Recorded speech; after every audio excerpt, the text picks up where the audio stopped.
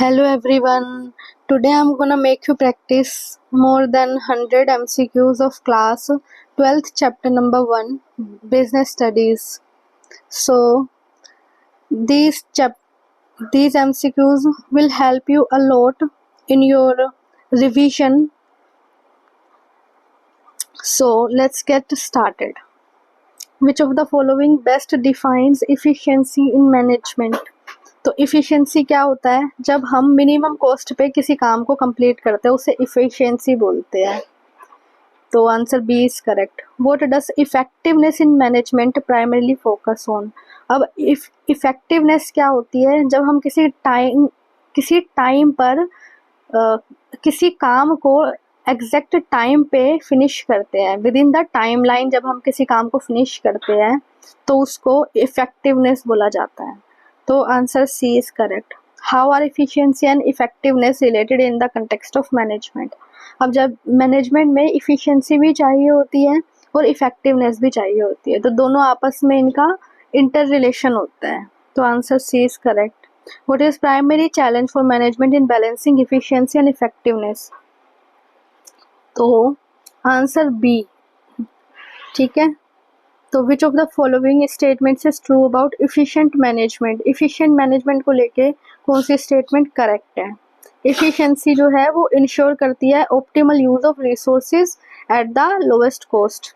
Efficiency ये ensure करती है कि आपने अपने रिसोर्सेज को इन अ बेटर वे यूज किया है और मिनिमम कॉस्ट पे जो है आपने अपने टास्क को कंप्लीट किया है, ठीक है। Which of the following best describes management as a goal oriented process? Management जो है वो एक गोल ओरिएंटेड प्रोसेस है, क्योंकि इसमें हम एक ऑब्जेक्टिव सेट करके रखते हैं। तो answer B is correct. Management being pervasive, management हर परवेसिव का मतलब होता है कि हर जगह पे विद्यमान होना किसी चीज का, ठीक है, यानी कि सर्वव्यापी भी इसको हम बोलते हैं। तो परवेसिव मैनेजमेंट जो है परवेसिव है क्योंकि ये हर ऑर्गेनाइजेशन में यूज होता है। तो answer C is correct. Why is management considered multi dimensional? Multi dimensional क्यों होता है? मतलब कि बहुमुखी होता है, ठीक है, क्योंकि ये वर्क के मैनेजमेंट से भी रिलेटेड है, पीपल के मैनेजमेंट से भी, ऑपरेशंस के मैनेजमेंट में से भी। तो answer B is correct. Characteristic of management being continuous means? अब मैनेजमेंट जो है वो कंटिन्यूअस है, ऐसा क्यों? क्योंकि एक चीज के मैनेजमेंट के बाद में आपको दूसरा टास्क दिया जाएगा तो फिर उसमें भी आपको मैनेजमेंट की रिक्वायरमेंट होगी, ठीक है। तो आंसर बी इज करेक्ट कि मैनेजमेंट एक ऑनगोइंग प्रोसेस है और हम तब तक मैनेजमेंट करते रहते हैं जब तक कि जो ऑर्गेनाइजेशन है उसका गोल हमें अचीव नहीं हो जाता। Which characteristic of management emphasizes it as a group activity? अब मैनेजमेंट के अंदर कोई एक पर्सन पूरा मैनेजमेंट नहीं कर सकता, ठीक है। जैसे हम मैनेजर को मेनली जानते हैं मैनेजमेंट के लिए, बट उसके नीचे जो टीम काम करती है, अगर वो आपस में कोऑर्डिनेट करके काम नहीं करेगी, एक दूसरे को हेल्प करके काम नहीं करेगी, तो क्या वो सिर्फ मैनेजर फेल पास हो जाएगा? तो इसीलिए इसको एक ग्रुप एक्टिविटी बोला जाता है। तो management involves coordinating activities of different people as a team. तो आंसर बी जो है वो इसका करेक्ट है। Management is considered a dynamic function? Management जो होता है वो गतिशील होता है, मतलब ये चेंज होता रहता है, ठीक है। सिचुएशन के हिसाब से आपको मैनेजमेंट स्टाइल अपना चेंज करना पड़ेगा, ठीक है। तो answer B is correct. Example of McDonald's changing its menu in India illustrates which characteristic of management? तो ये आ जाएगा dynamic function. Why is management considered an intangible force? क्योंकि हम इंटेंजिबल का मतलब होता है जिसे हम देख या छू नहीं सकते, तो मैनेजमेंट को इंटेंजिबल फोर्स कहा जाता है क्योंकि इसे को ये एक प्रोसेस है, ठीक है। तो answer B, which of the following does not reflect the pervasive nature of management? Management is confined to large corporations. तो answer B is correct. The fact that management involves a series of functions performed by managers simultaneously reflects which characteristics? तो this is continuous, ठीक है। बहुत सारे managers है, वो किसी चीज को अलग अलग फंक्शंस को परफॉर्म कर रहे हैं, ऐसा इसलिए क्योंकि ये कंटिन्यूअस प्रोसेस है। Which of the following is an organisational objective of management? तो आंसर, अब देखो अब ऑब्जेक्टिव में हम ये भी, इसका जो फर्स्ट है डिसएडवांटेज सेक्शंस जो है सोसाइटी के, उनको एम्प्लॉयमेंट प्रोवाइड कराना, ये भी एक इनका एक ऑब्जेक्टिव है, बट ये प्राइमरी ऑब्जेक्टिव नहीं है, ठीक है, जो मेन ऑब्जेक्टिव में नहीं आता ये। तो आंसर सी इसका करेक्ट हो जाएगा कि इतना अर्न करना ताकि वो अपनी कॉस्ट को जो है कवर तो कर ही ले, क्योंकि जब वो कॉस्ट कवर कर लेंगे तो मतलब वो अब सर्वाइव करने के लायक हो जाएंगे। तो answer C is correct. Which organisational objective focuses on earning enough to cover cost and sinks risk, तो इसको हम प्रॉफिट में गिनते हैं, ठीक है। फिर management ensuring long term survival of a business, तो ये आ जाएगा survival. Which of the following can be used to measure the growth objective of management, तो ये हो जाएगा ग्रोथ ऑब्जेक्टिव। क्या कर दी इसके?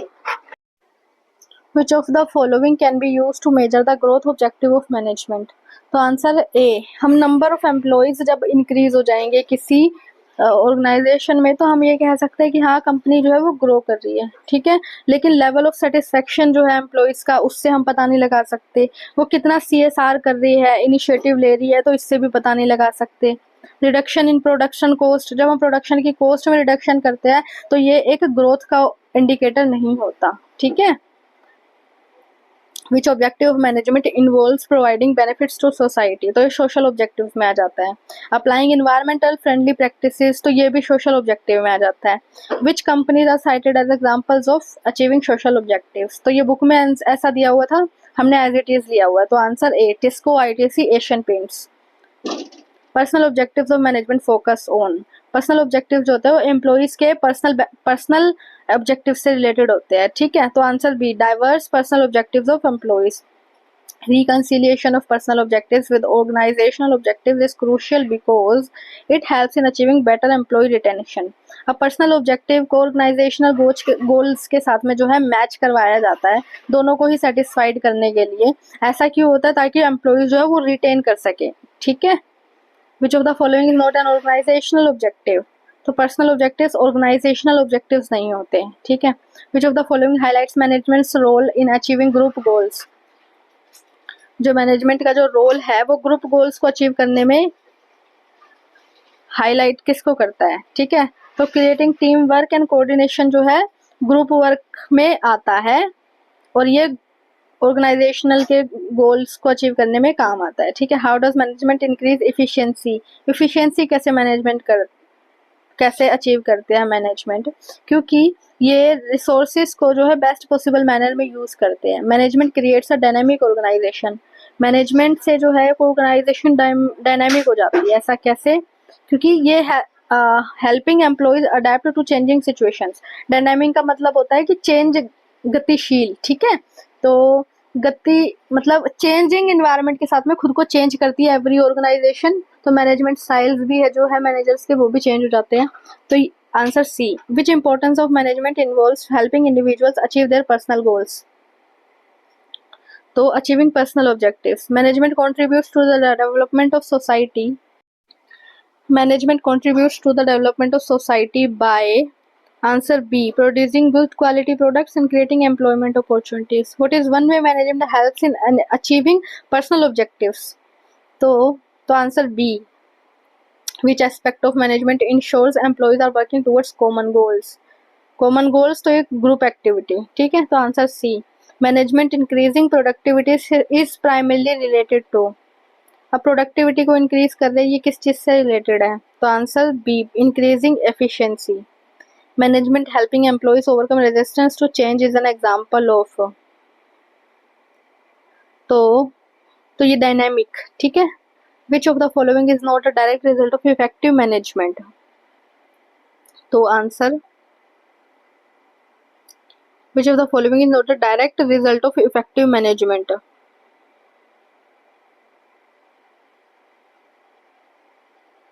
reducing cost, ठीक है।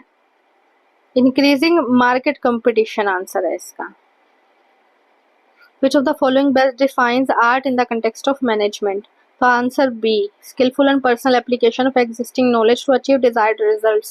What is required to acquire theoretical knowledge in any art including management, तो answer B, systematic organized study material.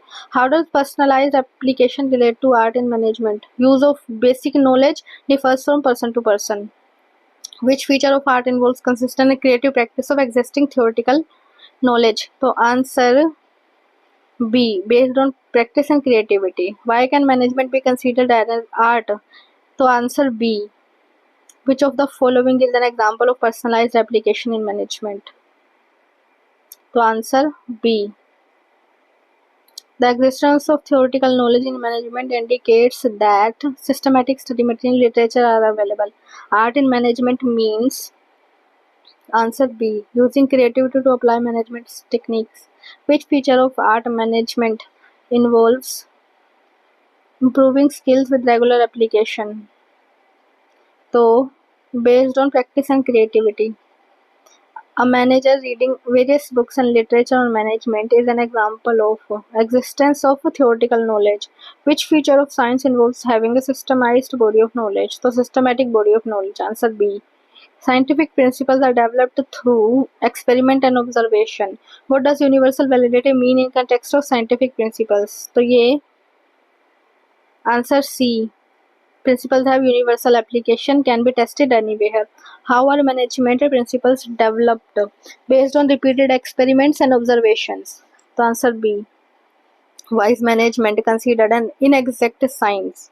Its principles are not exact as pure sciences due to the human factor. Management being termed as social science is due to the answer B, prominence of human factor in management. Which of the following is a characteristic of a profession? Profession का characteristic है तो specialised body of knowledge and formal training management can be considered a profession because it involves specialized knowledge, formal training, ethical standards. Which feature of science is applicable to management principles despite modification for specific situations? तो ये आ जाता है universal validity. The systematic study of management principles over time makes it similar to which aspect of science? Systemized body of knowledge. Which of the following is a key feature of a profession? So answer B, restricted entry through examination or minimum educational qualification. Feature of a profession having a well-defined body of knowledge implies. Answer B, knowledge is systematically organized and defined. What is the role of professional association in a profession? To answer B, regulate entry and frame a code of conduct. An ethical code of conduct in a profession is designed to guide the behavior of its members. The service motive in a profession indicates that the main is to serve clients. Management not being a full-fledged profession means it does not fulfill all the features of a profession. Which of the following features is a common to both management and traditional professions like medicine and law? So, well-defined body of knowledge. Restricted entry in a profession is typically ensured by answer B. Minimum educational qualifications होती है इसमें. The feature of service motive in a profession distinguishes it from activities that are primarily profit-driven. Which of the following is not a reason why management is not yet a full-fledged profession? So, absence of well-defined body of knowledge. Which level of management consists of chairperson, chief executive officer, chair operating officer? तो ये top level में आते हैं. What is the primary task of top level management? ये जो है coordinate करते हैं बिजनेस की एक्टिविटीज को, पॉलिसी फ्रेम करते हैं, तो आंसर बी हो जाएगा. Who typically belongs to middle level of management? तो मिडल लेवल में डिविजनल डिपार्टमेंटल हेड्स आते हैं, प्लांट सुपरिटेंडेंट्स आते हैं, ऑपरेशन मैनेजर्स आते हैं, तो answer B. Main task of middle level management: interpreting policies of top management, ensuring availability of resources. Which level of management is responsible for the actual implementation of policies? The answer C, lower level, supervisory level. Who typically belongs to the lower level of management? Foremen and supervisors. Which level of management is responsible for maintaining discipline among workers? Answer C, lower level, supervisory level. Who's responsible for bringing workers' grievances before the management? So answer C, lower level, supervisory level. Ensuring the availability of necessary personnel and assigning duties is primarily the task of. So answer B, middle level management. Formulating organizational goals and strategies is the key responsibility of top level. which of the following is not a typical member of the top level of management? तो chairperson भी होता है, chief executive भी होता है, foreman नहीं होता, वो लोअर लेवल का होता है। तो answer C, primary responsibility of top level management includes, तो answer B, integrating and coordinating business activities. Middle level management is typically responsible for interpreting policies from top management, तो answer B, which level of management ensures the availability of resources to implement policies available, तो answer ये होएगा middle level. ठीक है, the task of ensuring actual implementation of policies as per directions falls to, actual implementation जो होता है वो lower level के हाथ में होता है। Foreman supervisor typically found at which level of management, lower level. Which level of management is most directly involve in day to day operation, this is, तो ये लोअर लेवल्स। ठीक है, which level of management is responsible for setting the strategic direction of the organisation, ये होता है top level. Divisional departmental heads are part of middle level. Assigning duties responsibilities to personnel is primary the role of, तो हो जाएगा middle level. ठीक है, which of the following is not a function of top level management, तो इसका answer हो जाएगा supervising day to day operations. Ensuring that workers grievances are addressed is the responsibility of, तो lower level. Chief operating officer is a part of which management level, तो top level। middle level managers must ensure the availability of resources, तो answer B, which management level primarily involves maintaining discipline among workers, तो maintaining discipline among workers, तो ये होता है lower levels। ठीक है, which of the following task is not associated with middle level, तो आज setting strategic goals, the role of formulating organizational goals is the primary function of top level। Bringing workers' grievances before management is the responsibility of lower level or supervisory level। Ensuring the actual implementation of policy falls under the purview of lower level। Top level management's primary focus is on long-term strategic goals। What is primary purpose of coordination in management? To integrate activities towards common goals। Which type of coordination involves collaboration between departments at the same level of hierarchy? तो इसको horizontal coordination बोलते हैं। What is the main focus of vertical coordination, तो answer A जो है वो क्या है, coordination between departments at the same level, ये तो हॉरिजॉन्टल में ही आ जाता है, तो ये आंसर बी हो जाएगा इसका, coordination between different levels of hierarchy. ठीक है, which principle of coordination involves having only one superior to whom an employee reports, तो इसको हम बोलते हैं, इसको बोला जाता है यूनिटी ऑफ कमांड। ठीक है, कि वर्कर्स है, ठीक है, तो वर्कर्स के ऊपर एक सुपीरियर को ही उनको रिपोर्ट करना होगा, तो इस वाले प्रिंसिपल को बोला जाता है यूनिटी ऑफ कमांड। ठीक है, वो technique helps facilitate real time information sharing across an organisation, तो ये हो जाती है integrated systems. Which of the following is a challenge in coordination, resistance to change. Which coordination principle involves establishing standard procedures across the organization, तो standardization। Which of the following is an example of external coordination? Working with suppliers and customers। What is the role of cross-functional teams in coordination? To work on projects or solve problems with members from different departments। Which technique involves using dashboards to monitor progress and identify areas improvement, तो performance metrics।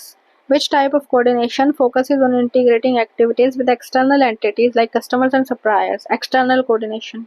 What is common barrier to effective coordination?